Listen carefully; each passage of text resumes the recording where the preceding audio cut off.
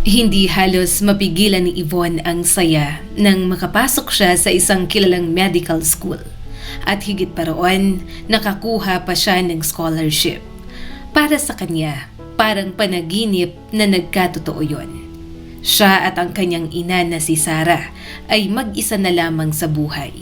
Bilang isang single mother na may maliit na kita, halos imposible para kay Sarah na mapag-aral si Yvonne sa ganitong prestihiyosong kurso. Kaya nang dumating ang pagkakataon na ito, pakiramdam niya ay binasbasan sila ng langit. Ngunit tulad ng maraming kwento, ang kaligayahan nila ay hindi nagtagal. Isang gabi, habang pauwi si Sarah galing sa trabaho, bigla na lamang siyang bumagsak sa hallway ng kanilang inuupahang bahay. Yvonne? Mahinang tawag ni Sarah bago tuluyang mawala ng malay. Buti na lamang at nasa bahay si Yvonne noon. Halos manginig ang kanyang mga kamay habang agad siyang tumawag ng ambulansya. Sa ospital, mabilis na kumilos ang mga doktor. Stroke po ang nangyari sa kanya, seryosong sabi ng doktor. Parang gumuho ang mundo ni Yvonne sa kanyang narinig. Mula noon, nagbago ang takbo ng buhay ni Yvonne. Sa umaga, nasa paaralan siya. Nakikinig sa lectures, pilit inuunawa ang bawat aralin. Ngunit pagsapit ng hapon at gabi, nasa ospital siya. Nakaupo sa tabi ng kanyang ina habang hawak ang malamig nitong kamay. Si Sarah ay halos hindi na gumagalaw, hindi na rin makapagsalita. Para siyang isang katawan na wala ng buhay. Gising ang mga mata, ngunit tila wala ng kakayahang makipag-ugnayan. Paminsan-minsan, makikita mo ang luha na unti-unting tumutulo mula sa kanyang mga mata. Nakakapunit ng puso. Malalaban tayo, ha? Bulong ni Yvonne at pilit na pinatatatag ang sarili. Kahit pa malinaw na ang sinabi ng doktor na maliit na ang pag-asa, hindi pa rin nawawalan ng pag-asa si Yvonne. Pero sa bawat araw na lumilipas, mas lalo niyang nararamdaman ang bigat ng kapalaran. Isang babae, 45 taong gulang pa lamang. Buong buhay nagpakapagod para sa anak. Halos walang pahinga. At ito ang naging kapalit. Isang gabi, matapos niyang iwan ng ospital, dumiretso si Yvonne sa isang simbahan. Tahimik siyang lumuhod sa harap ng altar. Lord, kahit kaunti lang po, kahit kaunting himala lang, ngunit lumipas ang mga araw at walang nagbago. Sa huli, pinauwi si Sarah, ngunit nananatiling hindi makagalaw. At doon, mas lalo pang bumigat ang buhay ni Yvonne. Kung dati ay nahihirapan na siya, ngayon tila naging impyerno ang kanyang araw-araw na pamumuhay. Sa bahay, kailangan ng kanyang ina ng buong oras ng pag-aalaga. Sa paaralan, bawal siyang magkamali. Isang absent lang, maaring mawala ang scholarship niya. Isang maling hakbang at mawawala ang pangarap niyang maging isang doktor. Pero hindi sumuko si Yvonne. Unti-unti gumawa siya ng routine. Sa umaga, eskwela. Sa hapon, alaga sa ina. Sa gabi, pagod na katawan at isip. May mga kapitbahay na nagmungkahi. Mag-hire ka na lang kaya ng nurse, Yvonne. Ngunit napailing na lang siya. Wala po akong pambayad. Ang maliit na pensyon ng kanyang ina ay sapat lamang para sa basic na pangangailangan. Kuryente, tubig at pagkain. At dito na siya napilitang gumawa ng desisyon. Magtatrabaho ako, bulong niya sa sarili. Marami sa kanyang mga kaklase ay nagtatrabaho bilang hospital orderlies sa gabi. Pero hindi yon pwede kay Yvonne. Hindi niya kayang iwan ang kanyang ina na mag-isa sa gabi. Kaya ibang trabaho ang pinili niya.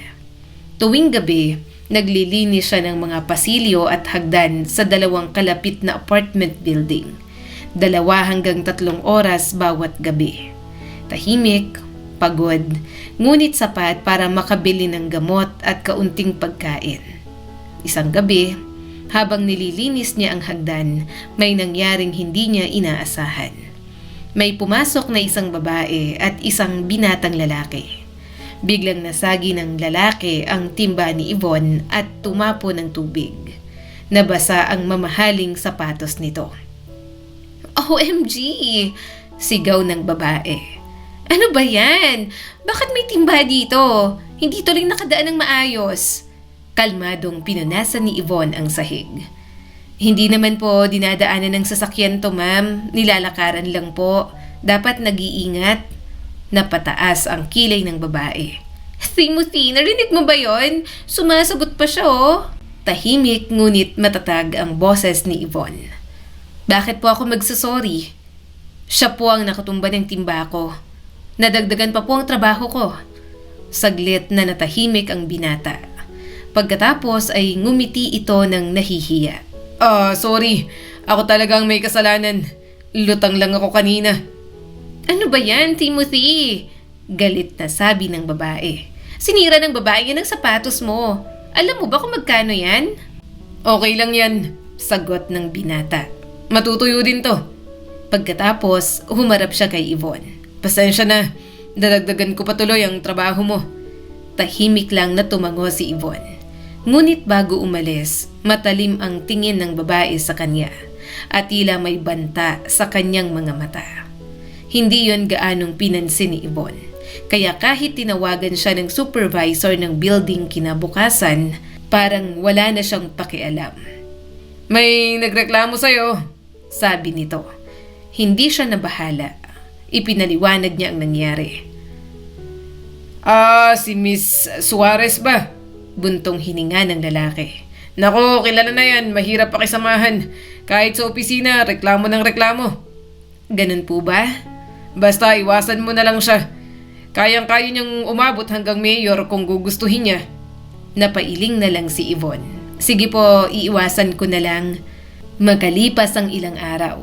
Nagkakasalubong pa rin sila ni Miss Suarez sa building. Ngunit parang hindi sila magkakilala.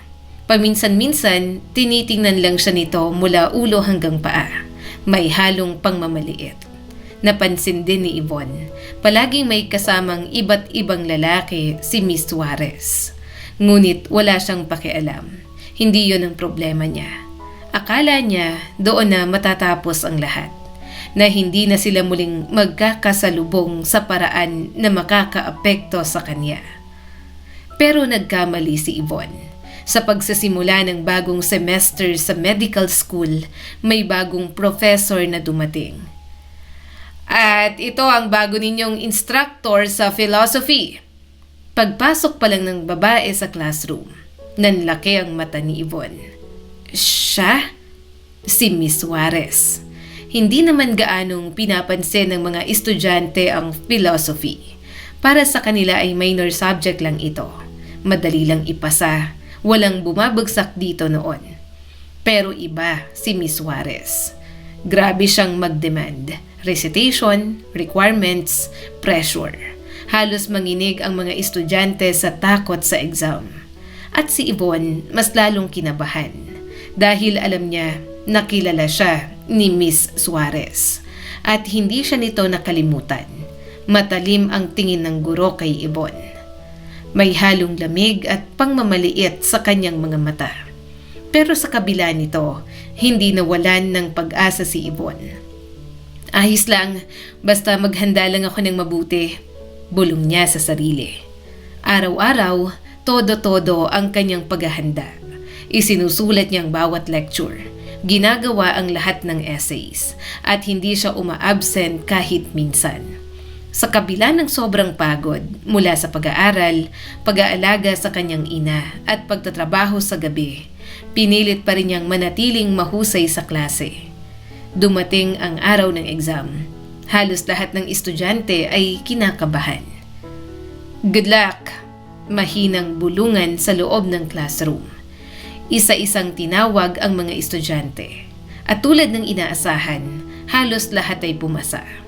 Congratulations! Sabi ni Miss Suarez sa ilan. Mas mataas pa nga ang nakuha ng mga lalaki kaysa sa mga babae. Ngunit nang si Yvonne ang nasa harap, iba ang nangyari. Sumagot siya ng maayos, malinaw, diretso, at halatang nag-aral. Ngunit, maghanda ka pa. Malamig na sabi ni Miss Suarez, may bahagyang ngisi sa labi nito. Napayuko si Yvonne. Opo, sa totoo lang, dagdag pa ng guro.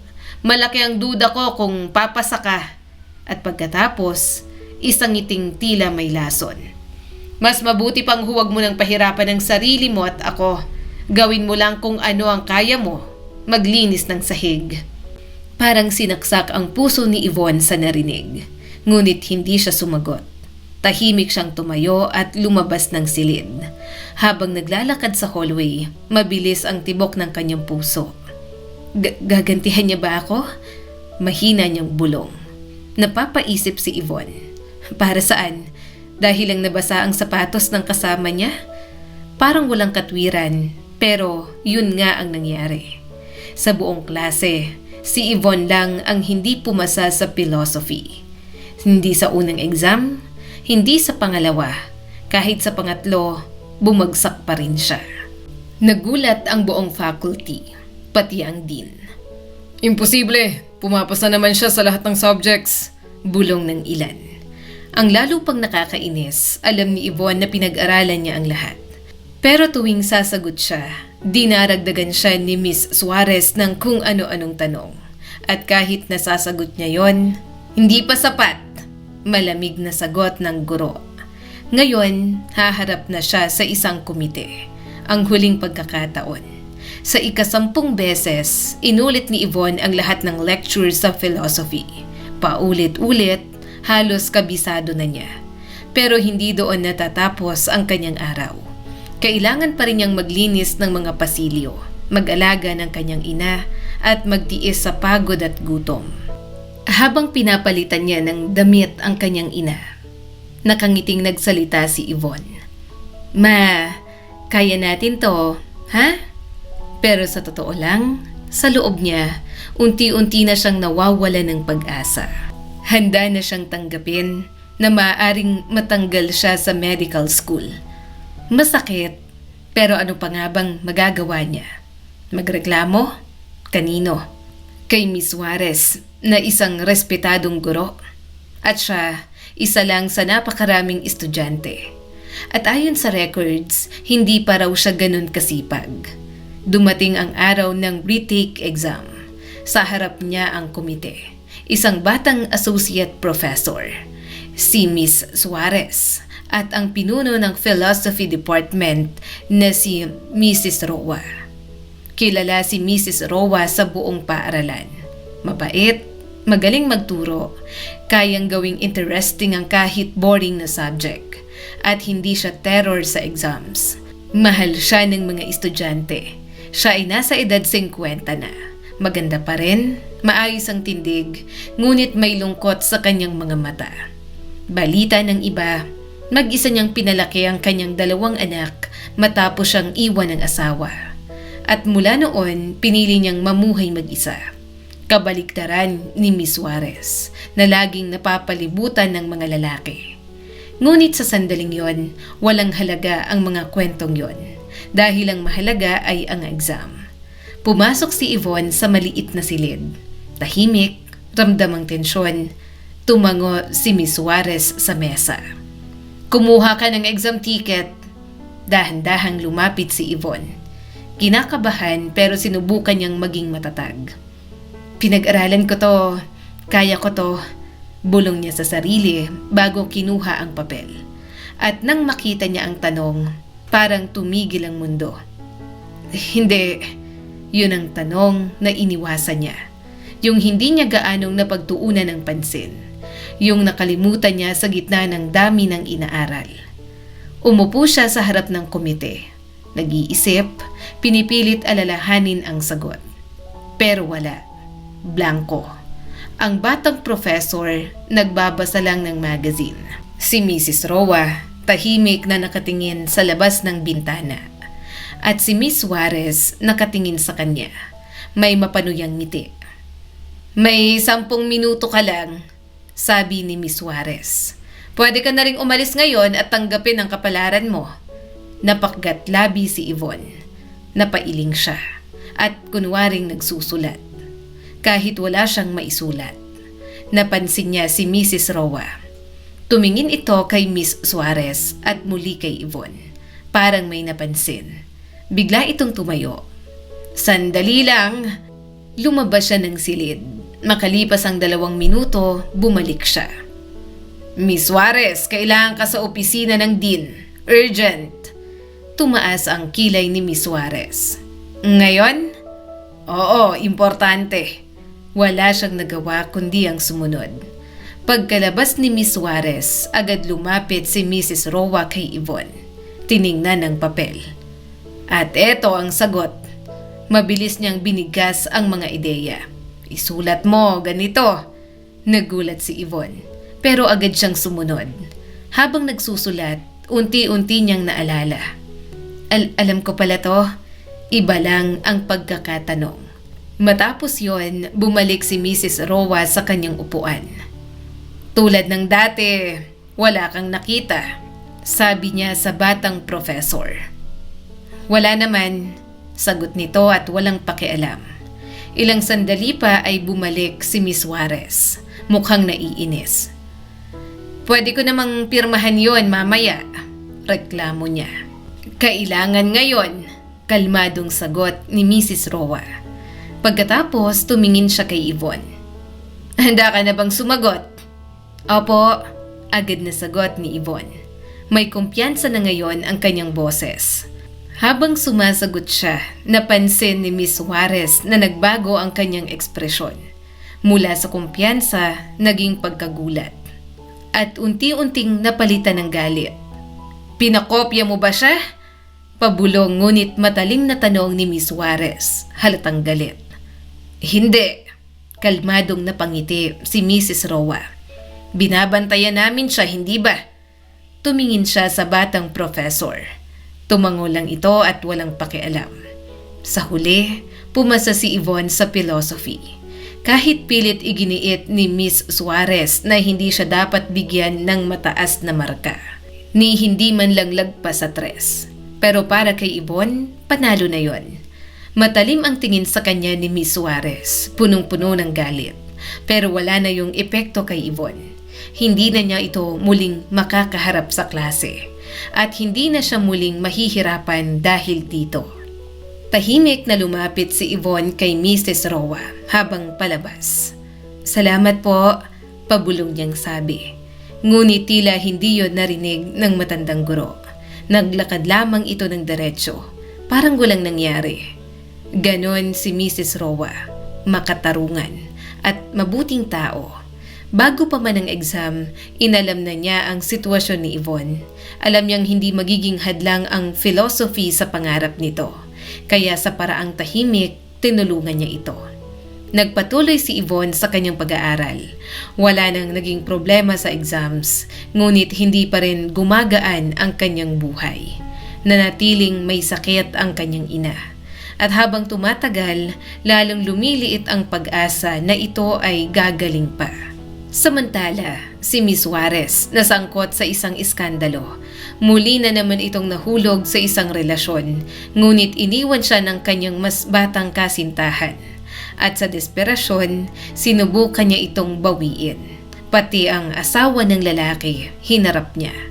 Nang kumalat ang balita sa medical school, tahimik siyang pinapirma ng resignation. At mula noon, hindi na siya muling narinig pa. Sa kabila ng lahat, nakapagtapos si Yvonne, isang ganap ng doktor. Ngunit sa araw ng kanyang tagumpay, isang matinding lungkot ang dumating. Tahimik na pumanaw ang kanyang ina. Mag-isa na siya. At sa loob ng bahay, na punong-puno ng alaala, bawat sulok may bakas ng kanyang ina. At yon ang masakit. Hindi niya kinaya, kaya isang araw, nagdesisyon siya. Ibenta ang bahay at lumipat sa Maynila. Tahimik siyang nawala na parang bulat.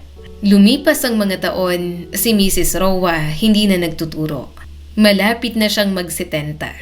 Hindi pa naman yun gaanong katandaan. May iba pang ang nagtatrabaho sa edad na yon.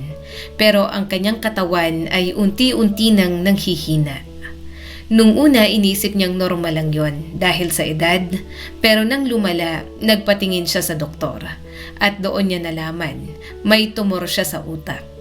Hindi pa matiyak kung anong klaseng tumor, kailangan pa ng mas malalim na pagsusuri at higit sa lahat, kailangan niya ng operasyon. Ngunit hindi yon libre at wala siyang sapat na pera. Sa buong buhay niyang nagtatrabaho, halos wala siyang naipon. Kaya napilitan siyang lumapit sa kanyang mga anak. "Anak, kailangan ko ng tulong," mahinahon niyang sabi. "Ma, saan naman kami kukuha ng ganyan kalaking pera?" Sagot ni Allison, ang kanyang anak na babae. "May mortgage kami at mahal ang tuition ng anak ko." "Subukan mo kay Don," dagdag pa nito. Ngunit nang kausapin niya ang kanyang anak na lalaki, ganon din ang sagot nito. "Ma, nakaikot lahat ng pera ko sa negosyo.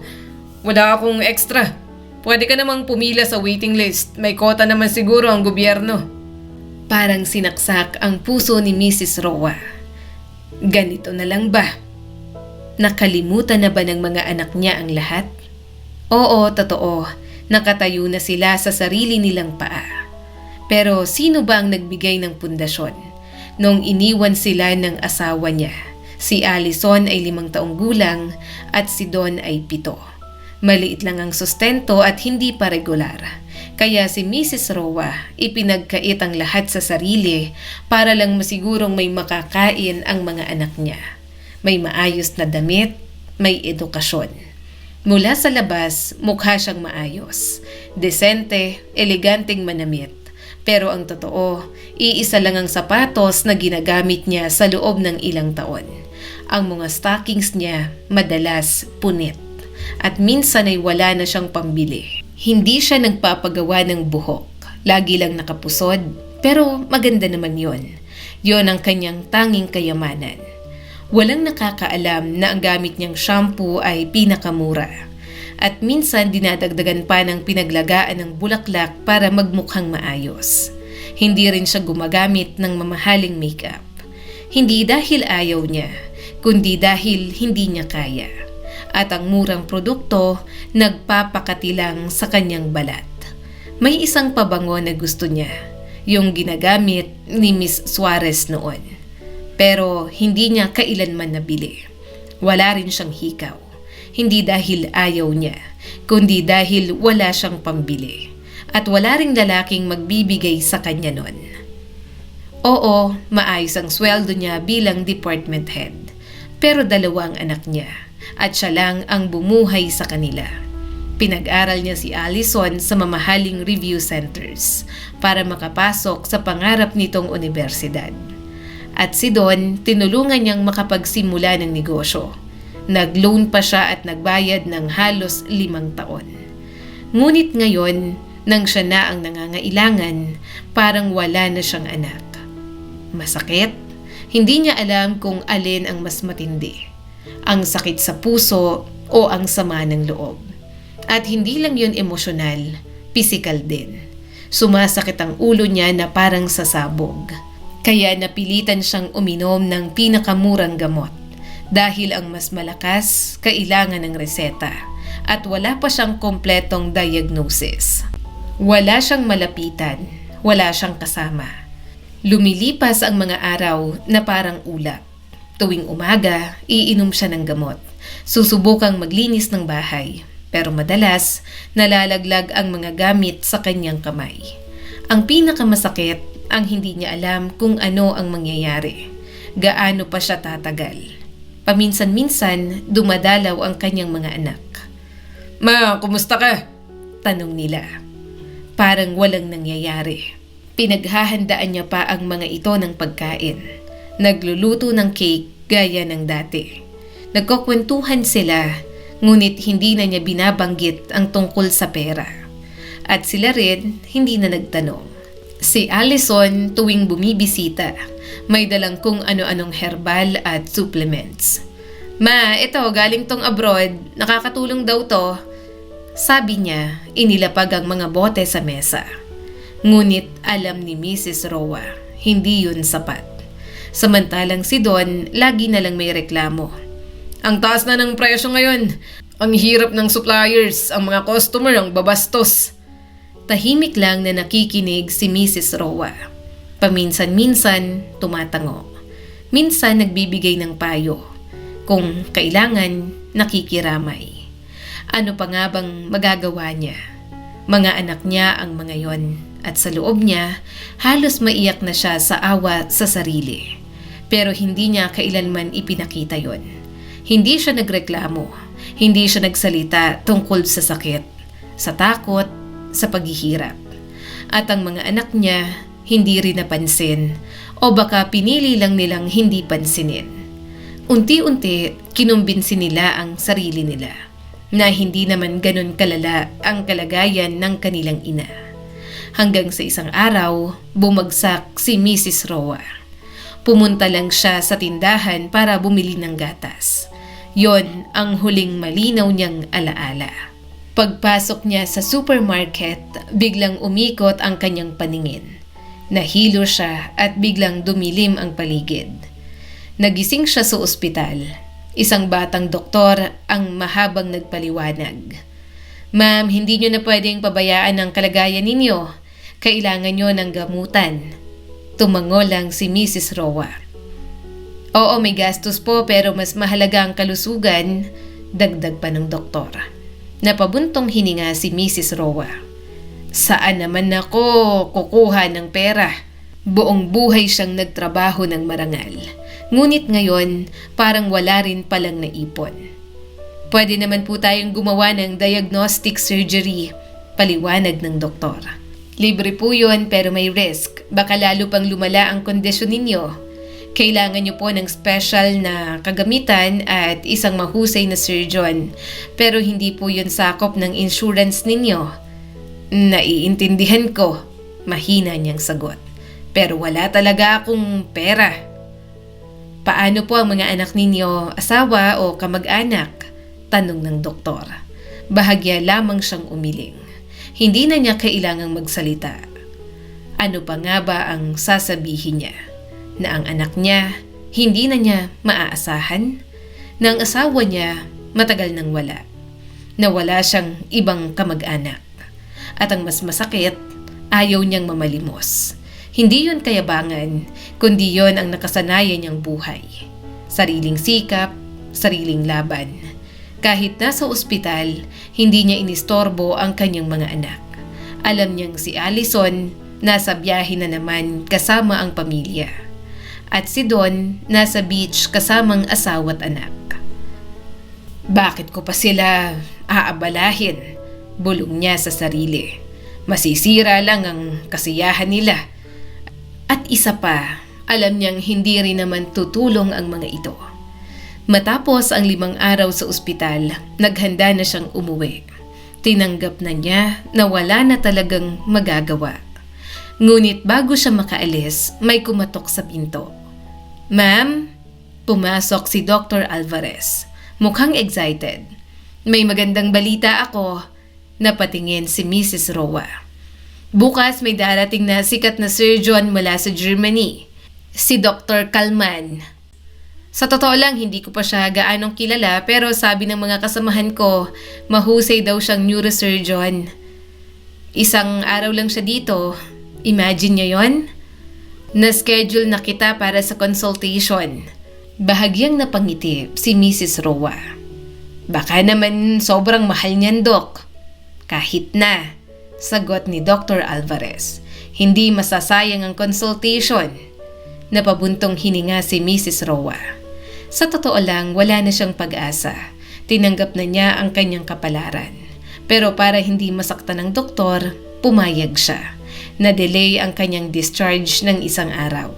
Kinabukasan, halos lumipad sa tuwa si Dr. Alvarez papasok sa kanyang kwarto. Ma'am, tara na. Naghihintay na siya.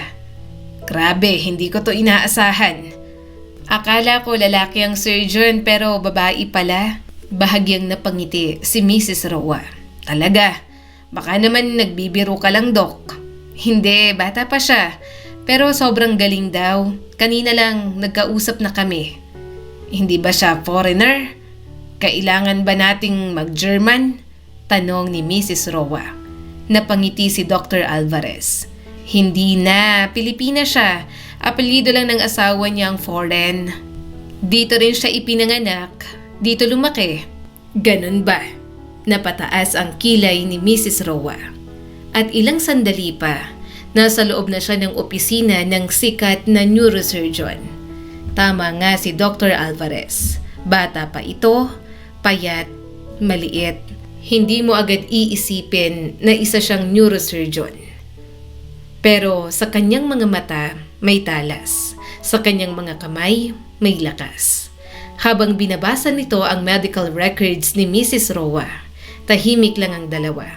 Ngunit may kakaibang pakiramdam si Mrs. Roa. Parang nakilala na niya ang babaeng ito dati. Saan nga ba?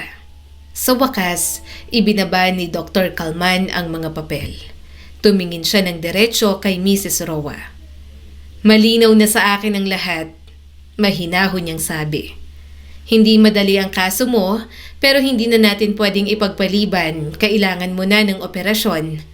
Napayuko si Mrs. Roa. Hindi ko kayang bayaran yan. Mahina niyang sagot. Pinipigil ang pagbabara ng kanyang lalamunan. Nasabi ko na rin po sa doktor ko, hindi ko nga alam kung bakit pa ako pumunta dito. Pasensya na po kung nasayang ko ang oras ninyo. Bahagyang tumaas ang kilay ni Dr. Kalman. May nabanggit ba ako tungkol sa pera? Napatingala si Mrs. Roa. Ooperahan kita ng libre. Libre? Halos hindi makapaniwala ang matanda. Paano ho yun? Sabi nila mahal ang kagamitan, ang materyales pati ang serbisyo ninyo. Matagal siyang tinitigan ni Dr. Kalman at saka ngumiti. Mrs. Roa, hindi niyo na ba ako nakikilala? Napakunot ang noo ng matanda. Sa totoo lang parang pamilyar ka nga. Ngumiti muli ang doktor. 20 taon nang nakalipas. Ikaw ang isa sa mga nagpa-exam sa isang estudyanteng halos bumagsak. Hindi ako makakapasa sa philosophy noon at ikaw ang tumulong sa akin. Nanlaki ang mata ni Mrs. Roa. Ipinatawag mo ang guru ko sa opisina ng dean at ikaw mismo ang nagdikta ng sagot sa akin. Tahimik na napahawak si Mrs. Roa sa dibdib. Yvonne? Opo, mahinang tumango ang doktor. Ako po yun. Naalala ko, Yvonne. Yvonne, si Miss Suarez ang teacher mo noon. Minsan ay narinig ko siyang nagrereklamo tungkol sa isang naglilinis daw ng sahig na gustong maging doktor. At sabi niya ay sisirain niya ang pangarap nito. Napabuntong hininga si Mrs. Roa. Sinubukan ko siyang kausapin noon pero matigas ang ulo niya. Hindi ko na rin alam kung ano ang nangyari sa inyo noon. Hindi na po mahalaga, sagot ni Yvonne habang nakangiti. Noon po naglilinis talaga ako ng mga pasilyo tuwing gabi. May sakit po ang nanay ko at kulang ang pera. Isang beses natapunan ko ng tubig ang sapatos ng kasama niya at doon nagsimula ang lahat. Ngumiti si Mrs. Roa. Pero natapos din naman ng maayos. Opo, sagot ni Yvonne. At dahil po sa inyo, hindi ko tinigilan ang pangarap ko. Kung hindi niyo ako tinulungan noon, siguro po hindi ako nakapagtapos. Matagal ko po kayong hinanap. Isang beses bumalik ako sa lungsod para dalawin ang puntod ng nanay ko. Pumunta ako sa medical school pero ang sabi nila, matagal na raw po kayong wala doon. Akala ko hindi na po tayo magkikita. At bahagyang napangiti si Yvonne. Pero ngayon, nandito kayo. Mrs. Roa, wag po kayong mag-alala. Sigurado ako magiging maayos ang lahat. Ihahanda ko ng mga papeles. Ililipat po kita sa klinik sa Maynila. Doon ko po kayo ooperahan. Napatingin si Mrs. Roa. Pero ang gastos. Ngumiti si Yvonne. Nag-iisip na naman kayo tungkol sa pera. Hayaan nyo na po. Ako na po ang bahala. Pero hindi po yun mas mahal kumpara sa ginawa niyo po sa akin noon. Marahang hinawakan ni Yvonne ang kamay ni Mrs. Roa. Utang na loob ko po ito sa isang mabuting tao. Hindi agad nakapagsalita si Mrs. Roa. Tumango na lang siya. May halong pagdududa at pag-asa. Ilang araw matapos yon, inilipat siya sa Maynila sakay ng ambulansya. Doon isinagawa ni Yvonne ang operasyon. Ang tumor, hindi pala malignant, ngunit malaki na at delikado pa rin. Ginamit ni Yvonne ang lahat ng kanyang nalalaman, karanasan at mga makabagong kagamitan ng ospital. At sa huli, naging matagumpay ang operasyon. Nanatili si Mrs. Roa sa ospital para sa gamutan at rehabilitation. At halos araw-araw dumadalaw si Yvonne. Sa mga sandaling yon, ikinuwento ni Yvonne ang kanyang buhay. Pagkatapos niyang makapagtapos, lumipat siya sa Maynila. Hindi naging madali ang simula. Walang matirhan, mahigpit ang head doctor at puno ng pagsubok. Hanggang sa makilala niya si Benjamin. Isang ambisyosong negosyante, pangarap nitong magtayo ng sariling imperyo. Ngunit maraming hadlang, buwis, kompetisyon, problema sa negosyo. Hanggang sa isang araw, may natuklasan si Benjamin. May lolo pala siya sa ibang bansa. Mayaman. Matagal na silang hindi nagkikita. Nagkaroon ng hidwaan sa pamilya matapos mamatay ang ama ni Benjamin. Ngunit nang magkasakit ang matanda, nagpadala ito ng sulat. Magkadugo tayo, dala mo ang apelyido ko. Sa una, nag-alinlangan ang ina ni Benjamin. Pero kalaunan, pinayagan niya na pumunta ito. Sumama si Yvonne kay Benjamin at pagdating nila, pumanaw ang lolo nito. At iniwan ang buong yaman kay Benjamin. Mula noon, nagbago ang buhay nila.